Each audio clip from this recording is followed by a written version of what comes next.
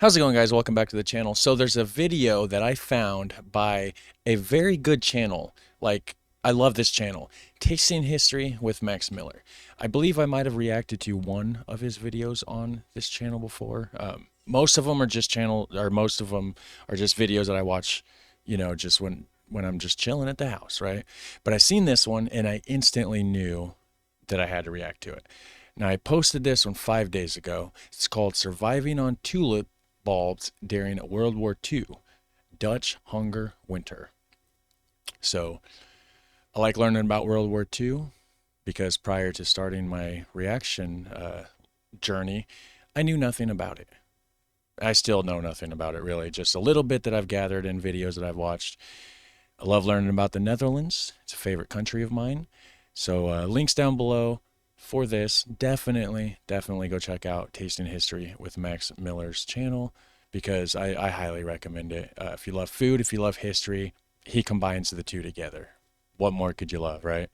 Except for, of course, me reacting to it. But anyways, let's check this out. See what it's all about, guys. Of World War II, the population of the Netherlands experienced one of the worst famines of the war, an 8-month period known as the Hunger Winter. And to survive, people resorted to eating tulip bulbs in things like this Dutch stampot. So thank you to Hungry Root for sponsoring this video as we survive the Hunger Winter. This time. And this is another thing that I really enjoy about his channel is he tries his best to research beforehand and actually get the pronunciations as good as he can. And that's awesome. I, on the other hand, of course, I'm just first-time reactions on the fly. I don't research anything before, so of course I don't get my pronunciations right at all. But of course, this is a researched video that he does. It's great. Let's check it out. Sorry for the interruptions. Time on Tasting History.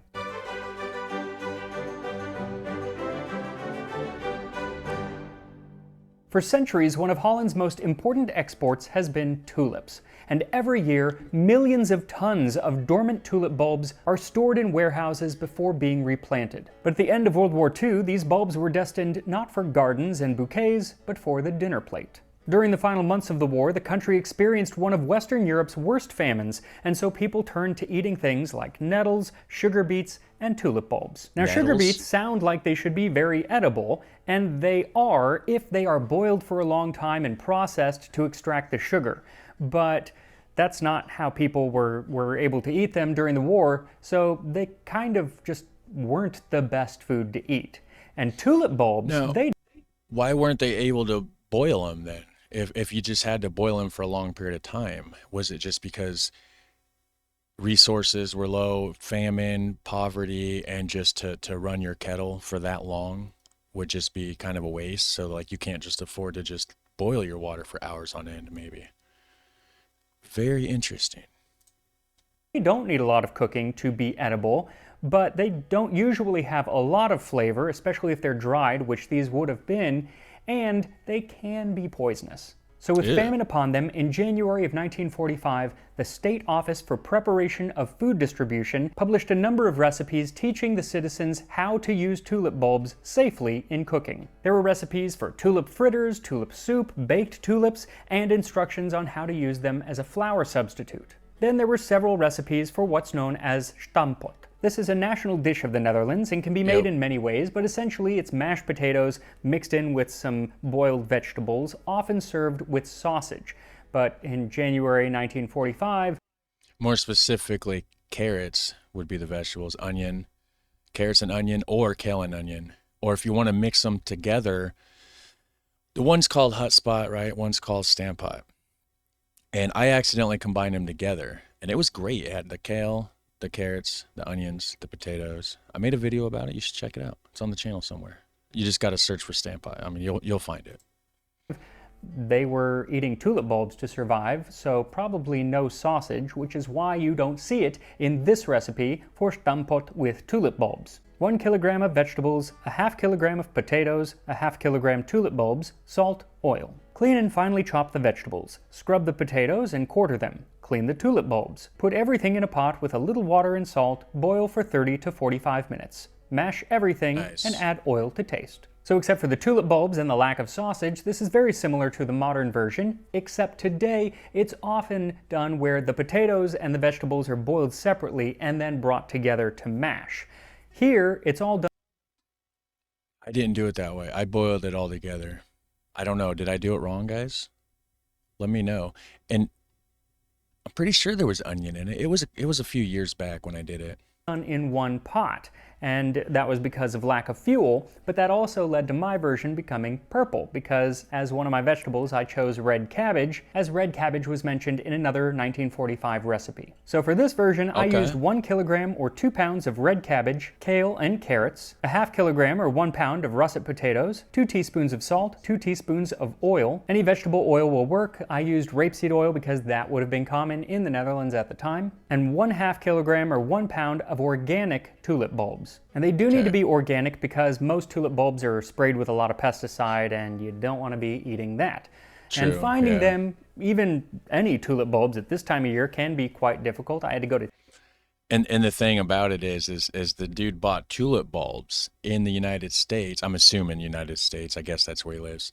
And the thing is there's like an 80% chance that those tulip bulbs came from the Netherlands in the first place. Like after finding that out on one of the videos that I reacted to, that like 80% of like the flowers or something in the United States or the world or whatever came from the Netherlands, I started looking in the stores and like flower seeds and like all that kind of stuff I started seeing on the package imported from the Netherlands or product of the Netherlands. I wonder if he noticed that, or I don't know. We'll find out, right? them, even any tulip bulbs at this time of year, can be quite difficult. I had to go to several different garden centers just to find some. Never thought that I would be doing my grocery shopping at a plant nursery. Luckily, I don't do that much grocery shopping these days ever since I've started working with Hungryroot today. Okay, so if it was a plant nursery, then they probably made the bulbs there, right? Instead of going to like a main store. Sponsor. Hungryroot takes care of your weekly meal planning and your grocery shopping by recommending delicious and healthy recipes geared to your tastes. You tell them what you like to eat and your nutrition and health goals and preferences, and then they will curate a menu for you, do the grocery shopping, and deliver all of those ingredients right to your door. And what I love is that this allows you not to have to make a decision between convenience and nutrition. You get both with Hungryroot. Then they'll cover everything. You just tell them, I want you to handle 3 breakfasts, 5 lunches, and 5 dinners, and some desserts and snacks, and that's what they'll cover. So there's nothing that goes to waste. And for a limited time, Hungryroot is offering an exclusive offer of 40% off of your first box, plus get a free item in every box for life. Just click the link in the description or head to hungryroot.com and use my code TASTINGHISTORY. That's 40% off of your first box, plus you get a free item of your choice for life. Just head to hungryroot.com with my code TASTINGHISTORY. They have lots of options, though I don't think that tulips is one of them, so you're going to be on your own if you want to make this tulip dish. But once you've got your tulips, then it's time to prepare them so we don't poison ourselves. In fact, maybe let me do this and don't make this one at home. Lucky for me, the Office of Food Distribution did let citizens know how to prepare the tulips so they don't poison themselves. They say to peel the tulip bulbs, cut them in half, and remove the yellow sprout. And it is that last part that is the most important. So peel your tulip bulbs and then wash them well and cut them in half. And there's that yellow bit. That's what becomes the center of the flower, and that's what'll make you sick. So make sure to get it all out of the bulb before moving on to the next one. Once the bulbs are ready, very important, guys. Do not skip that step or you may have a tummy ache or worse. I don't know what exactly happens. Does it cause tulip fever? then go ahead and clean your vegetables and the potatoes, and then chop the vegetables into small bits or strips in the case of the cabbage and the kale, and then chop your potatoes into small pieces. Note that today you would usually peel those potatoes, but in 1945 you weren't going to waste the potatoes. I don't think I peeled mine. I actually kind of like the peel in my mashed potatoes or like Stam pot or whatever, right? Yeah, the peel's good. I mean, cut out the nasty bits, of course, and then scrub it clean. Leave the peel. Potato peel. In fact, a lot of people went around to those people that did have enough food, that is the occupying Germans, and would gather up their discarded potato peels to make soup with it. Once all of your Heck vegetables yeah. and potatoes are chopped, add them to a pot along with the tulip bulbs, and then scatter the salt over the top and add just enough water so you can see it through the vegetables. Everything will eventually wilt down, so you don't need to fill the whole thing with water. Set the pot over a high heat and bring it to a simmer, stirring the ingredients, and then let it cook down for about 40 minutes. Then during that time, you want to give it a stir every once in a while just so everything is nicely well cooked. And this is where I noticed that the water had turned purple, and I realized that this would indeed be a purple dish of potatoes. And I pictured in my mind's eye a Dutch family coming around a table, sitting down to this purple stamppot made with tulip bulbs, which they were going to eat to survive the hunger winter of World War II. I don't know if he's going to mention it, but he hasn't yet. Carrots are orange because of the Dutch. There you go. In the late 1930s, the Dutch government realized that it was more and more likely that they would soon be at war with Germany. And so they began distributing food, rationing food, to make sure that people had enough to make it through the war. Even in 1940, as the Germans invaded the country, the State Office for Preparation of Food Distribution made sure everyone would have enough to eat. Foods like meat, eggs, and dairy largely disappeared and were replaced by vegetables and potatoes. And in April of 1941, even the potatoes were rationed. In fact, everything but fresh vegetables, fruit, and fish were rationed, and eventually even fish became rationed when the Germans put a ban on fishing in the North Sea. But for the majority of the war, the population remained well fed. There were some foods that completely disappeared, like foods that were grown outside of Europe, things like chocolate or coffee. Though they did have a coffee substitute available. Usually it was made of a little bit of coffee and then a lot of filler with things like chicory or rye or actually ground up tulip bulbs. There's even a cartoon from 1941 titled Bulb Sunday, and it shows two tourists ordering coffees, to which the proprietor asks, "Did you want coffee of crocus, of hyacinth, or of real tulips?" But even with tulip bulbs having to be used for coffee, the majority of the diet in the Netherlands remained pretty steady, a lot more so than many of the other places under German occupation. Nice. Places like Greece, where most of the food was actually shipped out of Greece and back to Germany or to feed the Wehrmacht. But in the Netherlands, only about 3 to 4% of the food was shipped out in the first years of the war. Everything changed, though, when the Allies landed at Normandy in June of 1944. Through that summer, as the Allies advanced through France and Belgium, it became only a matter of time before the Netherlands too would be liberated. And on September 4th, the Rijkskommissar overseeing the occupation of the Netherlands declared a state of siege, as radio broadcasts announced the liberation of the Dutch city of Breda. Now that reporting actually turned out to be false, as Breda wouldn't be liberated for almost 2 months. But that didn't stop people from thinking that it had been liberated, and hence having huge celebrations in the streets. The next day, September 5th, was known as Dolle Dinsdag, or Mad Tuesday. And while many of the Dutch citizens began celebrating, the German occupiers and Dutch National Socialists began to panic, many fleeing, and with them they took large amounts of stockpiled food and fuel. And in hindsight, it's just heartbreaking, because here the people of the Netherlands thought that they were going to be liberated any day, that the war for them was over. But we know that the next few months were actually going to be the hardest part of the war for them. That's just how it goes, man. It just seems like it's like the hope is there, right? Like whatever the situation, that or just in a person's personal life, it's right there. Like you see that glimmer of hope. You have that sense of everything's going to be perfect right before it gets so much worse, and it just it sucks. In addition to food and fuel being confiscated, so too were some of their people. Over 120,000 able-bodied men were taken from the Netherlands and sent to Germany as forced labor. And this was happening right when the potato harvest was coming about, and so a lot of the potatoes couldn't be harvested. Then on September 17th, 1944, the Dutch Prime Minister, who was running the government in exile in London, called for a railway strike across his home country to help support Operation Market Garden, an Allied military operation meant to liberate the Netherlands and open the road to Berlin. The Dutch National Railways complied and shut down most of their operations.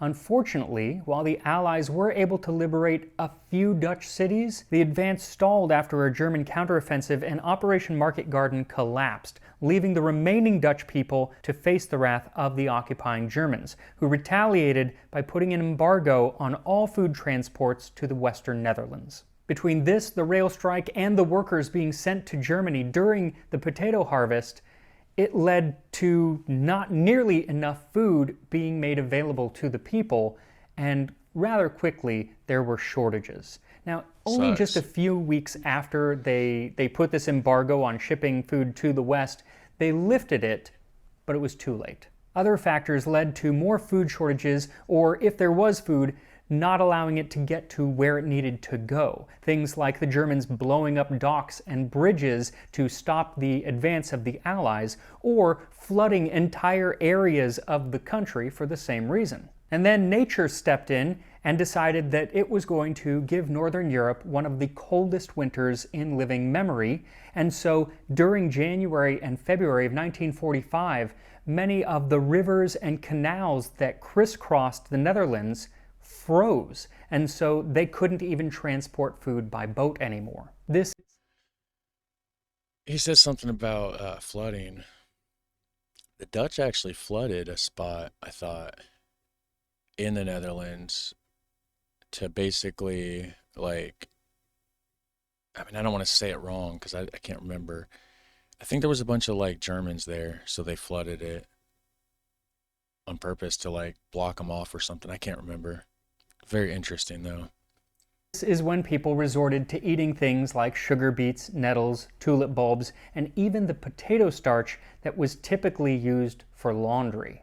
By Christmas, things became very bad. We had to line up at a cart in the street that dispensed 1 ladle of tulip bulb soup per person per day. Even the half loaf of bread per person per week that we had received earlier was now no longer available. In parts of the West, an entire week's bread ration fell from a kilo in October to half a kilo in December, and by the end of the winter of 1945, only 400 grams per week. This, coupled with the kilogram of potatoes, was an adult's entire ration for the week, and so many were living on less than 500 calories a day. In addition, fuel was scarce as well, and so people were cutting down trees, and then they started using scrap wood from around town, and then tearing down their own houses, lifting floorboards and breaking down doors just to stay warm and to be able to heat their food. And to save on the fuel, rather than heating an entire big pot or something, they would make these small stoves out of coffee cans or small cans so they could just use a little bit of fuel to heat just a little bit of food. In cities like Rotterdam... Is that where the Dutch oven came from? Like the pot with the lid. I bet it is. And yeah, that goes back to what I was saying earlier. If normally you got to boil this stuff for hours and hours and hours or whatever to make it really good, and they didn't do that. That's probably why they just couldn't do that. Like, there was just no resources. That's sad. That's like super sad. Yeah, I love this dude's channel. You guys need to go check it out for real. Rotterdam, Amsterdam, and The Hague, they did set up soup kitchens for people who couldn't make their food at home or just ran out of food for some reason. But supposedly, the food at these soup kitchens was all but inedible. It was usually a watery concoction of potatoes one day and cabbage the next. It never had an attractive smell. It was getting worse, and toward the end, we often had tulip bulb soup. This was an awful tasting and sickly smelling brew, but there was nothing else. One ate it under protest. He said it didn't smell good, and I can attest to that because this dish had a lot of cabbage boiling, and boiling cabbage really makes the house smell not great. Anyway, the famine reached its height in March of 1945, 7 months after the people thought that they were going to be liberated by the Allies. And it was only then that some help did come. First, it was in the form of Swedish bread, After several months of delays, shipments of flour arrived from the Swedish Red Cross, and it made its way to bakeries around the country. It was the first real bread many had seen in months or even in years, because it was all flour, and much of what they had been eating was a little flour and then things like sawdust and other indigestible fillers. I've heard about the sawdust thing. I've seen some videos and yeah, oh yeah, they would cut it with sawdust and all sorts of stuff. It's crazy how bad it got. Diary entry from the Times said, "Just received bread and butter from the Red Cross. As soon as it was in the house, we took a slice of that fine white bread and the delicious margarine.